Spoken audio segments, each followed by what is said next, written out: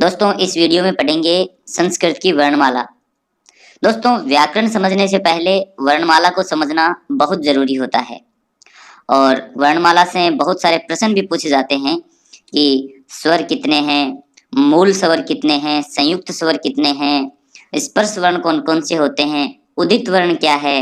इस प्रकार के बहुत सारे प्रश्न वर्णमाला से पूछे जाते रहे हैं, इसलिए आपको ये ध्यानपूर्वक समझना चाहिए और इस वीडियो में ये सारी चीजें मैं आपके क्लियर कर दूंगा, इसलिए ये वीडियो अंत तक देखें और ध्यानपूर्वक देखें।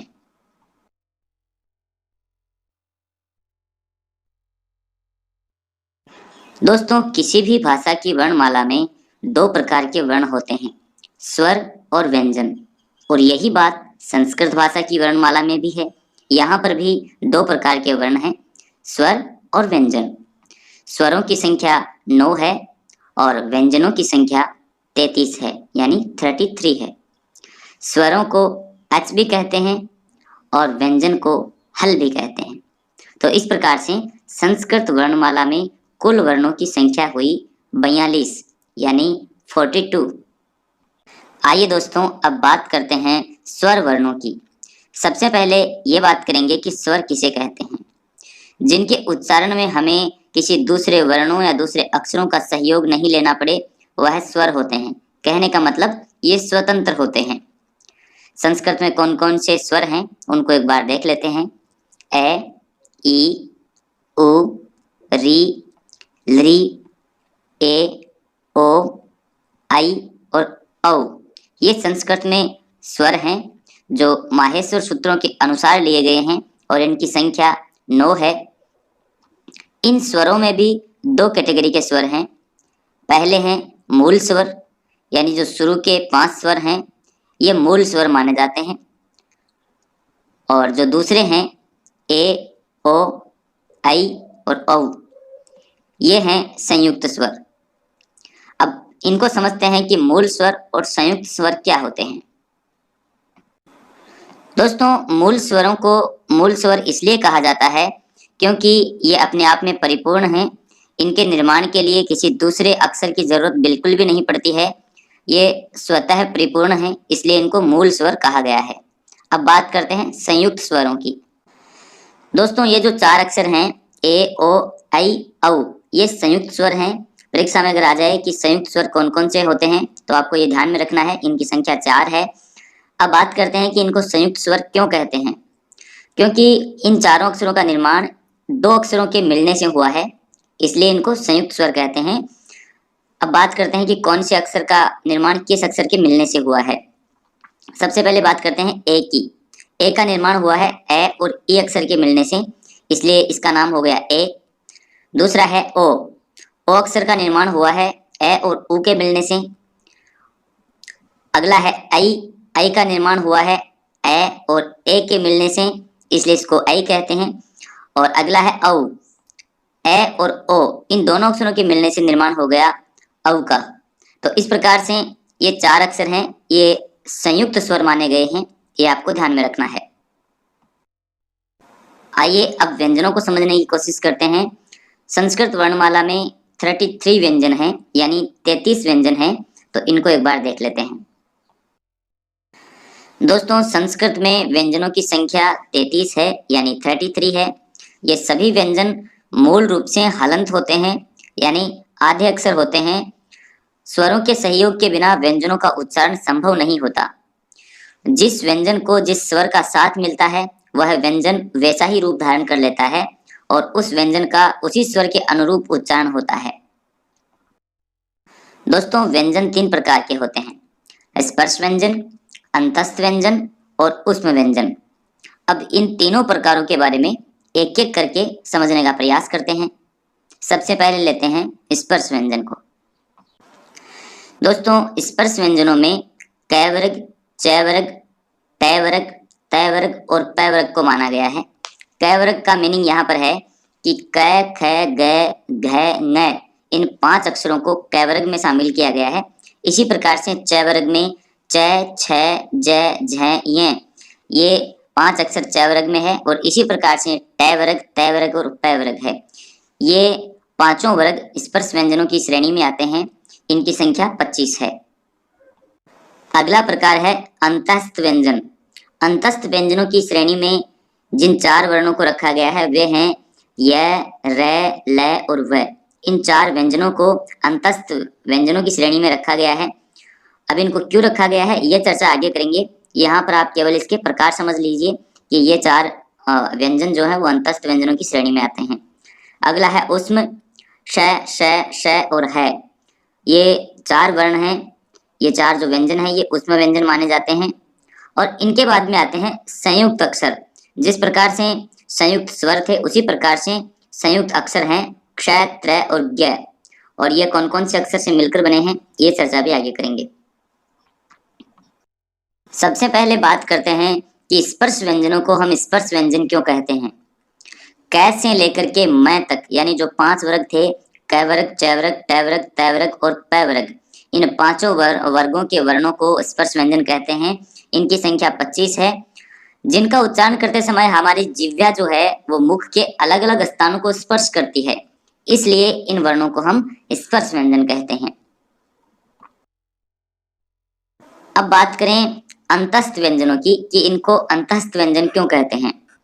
ये ऐसे व्यंजन हैं जो ना तो स्वर हैं और ना व्यंजन, बीच की कैटेगरी में इनको रखा गया है, इसलिए इनको अंतस्थ व्यंजन कहते हैं।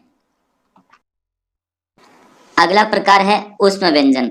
इनको उष्म इसलिए कहा गया है क्योंकि इनके उच्चारण के समय गर्म वायु मुख से बाहर निकलती है, इसलिए इनका नाम उष्म व्यंजन पड़ गया। अब बात करते हैं संयुक्त अक्षर व्यंजनों की। क्ष, त्र, ज ये 3 व्यंजन हैं, इनको संयुक्त व्यंजन क्यों कहा जाता है? क्योंकि इनका निर्माण 2 व्यंजनों के सहयोग से हुआ है, इसलिए इनको संयुक्त अक्षर व्यंजन कहते हैं। पहला अक्षर है क्ष, क और मूर्धन्य श, इन दोनों के मिलने से निर्माण हुआ है क्ष। अगला है त्र, त और र मिलने से त्र का निर्माण हुआ, और ज एवं य मिलने से ज का निर्माण हुआ। तो इस प्रकार से इन 3 संयुक्त अक्षरों का निर्माण हुआ, यह आपको ध्यान में रखना है। अगली जो कैटेगरी है वो है अयोगवाह्य।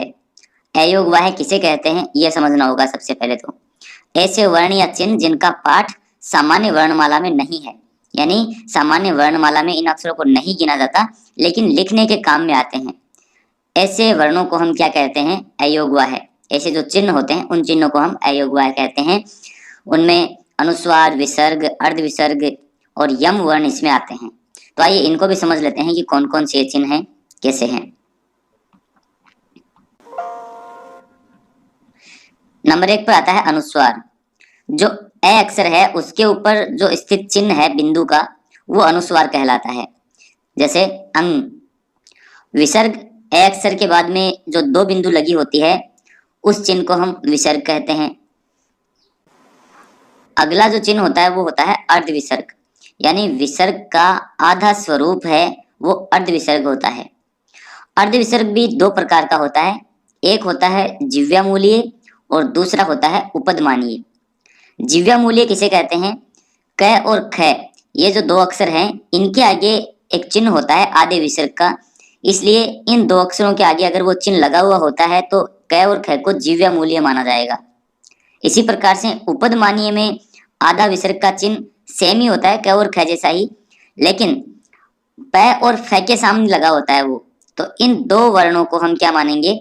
उपदमानीय मानेंगे। तो ये होता है अर्ध विसर्ग। अब बात करते हैं यम वर्णों की। 4 यम वर्ण होते हैं, जो क, ख, ग, घ, ये 4 वर्ण जो हैं इनके आगे अगर किसी भी वर्ग के पंचम वर्ण से मतलब है जो 5वां अक्षर होता है किसी भी वर्ग का, जैसे य, ण, न, म, ये 5 वर्ण हैं, इनमें से कोई सा भी वर्ण अगर क या ख या ग या घ के सामने होता है तो पहले के जैसे द्वितीय वर्ण को यम कहते हैं। पहले के जैसे द्वितीय वर्ण का मतलब हम उदाहरण के द्वारा समझेंगे। नीचे पहला उदाहरण दिया गया है पलिकनी। अब इस उदाहरण में क्या है? 2 क हैं जो आधे आधे अक्षर इनके हैं। पली के बाद में एक आधा क है, उसके बाद में आधा क है, और उसके आगे वर्ग का पंचम वर्ण है न वर्ण। तो ये पंचम वर्ण होने के कारण से जो दो क हैं यहाँ यम माना जाएगा। दूसरा इस प्रकार से क ख ग और घ ये चार वर्ण जो हैं ये यम माने जाएंगे अगर यह सिचुएशन बनती है तब। दोस्तों पाणिनीय शिक्षा के अनुसार कुल वर्णों की संख्या 63 या 64 मानी गई है, यानी 63 या 64 मानी गई है और लिखा गया है त्रिषष्ठी चतुष्षष्टिर्वा वर्णः शंभु मते मता। तो आइए समझते हैं कि पाणिनि ने किस प्रकार से 63 या 64 वर्ण माने हैं। देखिए यहाँ पर समझते हैं कि पाणिनि ने 63 या 64 यानी 63 या 64 वर्ण किस प्रकार से माने हैं। स्वरों को उन्होंने 21 या 22 माना है। अब किस प्रकार से माना है, शेष वर्ण 42 माना है। तो ये देख लेते हैं। स्वर 21 या 22 इस प्रकार से हुए, जो मूल स्वर हैं ए, ई, उ और री, इनके तीन तीन भेद बताए हैं, एक ह्रस्व, एक दीर्घ और एक प्लुत। यानी ए के तीन भेद हुए, ह्रस्व दीर्घ प्लुत, ई के भी तीन भेद हुए, ह्रस्व दीर्घ प्लुत। इसी प्रकार से उ और री के भी तीन तीन हुए। तो ये चार अक्षर हैं और इनके तीन तीन भेद करेंगे तो ये हो गए कुल 12। इसी प्रकार से लरी जो वर्ण है इसका या तो ह्रस्व होगा या दीर्घ। तो ये उन्होंने कंफ्यूजन में रख दिया कि एक मान सकते हैं या दो मान सकते हैं। अगर हम ह्रस्व और प्लुत दोनों मानेंगे तो दो हो जाएंगे। इसमें दीर्घ नहीं होता लरी के अंदर, ह्रस्व या प्लुत दो ही होते हैं। तो एक या दो ये हो गए। और तीसरा जो है, जो मूल संयुक्त स्वर थे ए, ओ, ऐ और औ, इनका सिर्फ दीर्घ और प्लुत ही होता है, ये ह्रस्व नहीं होते, छोटे अक्षर नहीं होते, ये बड़े होते हैं। तो इन चारों के दो दो भेद हो गए, एक दीर्घ और एक प्लुत। यानी ए के भी दो हो गए दीर्घ और प्लुत, ओ के भी दो हो गए दीर्घ और प्लुत। इसी प्रकार से ऐ और औ के भी दो दो हो गए। तो इस प्रकार से ये हो गए 8। अगर इनको जोड़ेंगे 12 है, 2, 8, तो ये हो जाएंगे 21 या 22। और जो शेष 42 वर्ण हैं वो अगली स्लाइड में देख लेते हैं। शेष जो 42 वर्ण बच गए वो ये हैं, जिनमें 25 तो हो गए स्पर्श व्यंजन, क वर्ग, च वर्ग, ट वर्ग, त वर्ग और प वर्ग वाले। प्रत्येक वर्ग में 5 अक्षर हैं, तो ये हो गए 25 वर्ण। इनको हम उदित वर्ण भी बोलते हैं, इनका एक दूसरा नाम उदित वर्ण है, ये आपको ध्यान में रखना है। और 4 वर्ण हुए उष्म, श है। 4 वर्ण हुए अंतस्थ, यर लव वाले। और एक होता है दुष्पृष्ठ, ये जो आप देख पा रहे हैं ना पीले कलर में, ये दुष्पृष्ठ वर्ण माना जाता है। इसको हमने पीछे नहीं पढ़ा था, तो ये आप ध्यान रख लीजिए।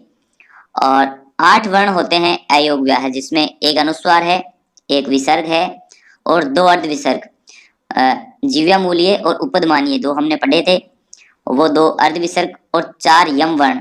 4 यम वर्णों में भी लास्ट में जो उदाहरण देखा था क, ख, ग, घ वाला, कि उसके अंत में अगर पंचम वर्ण है तो वो यम वर्ण माना जाएगा।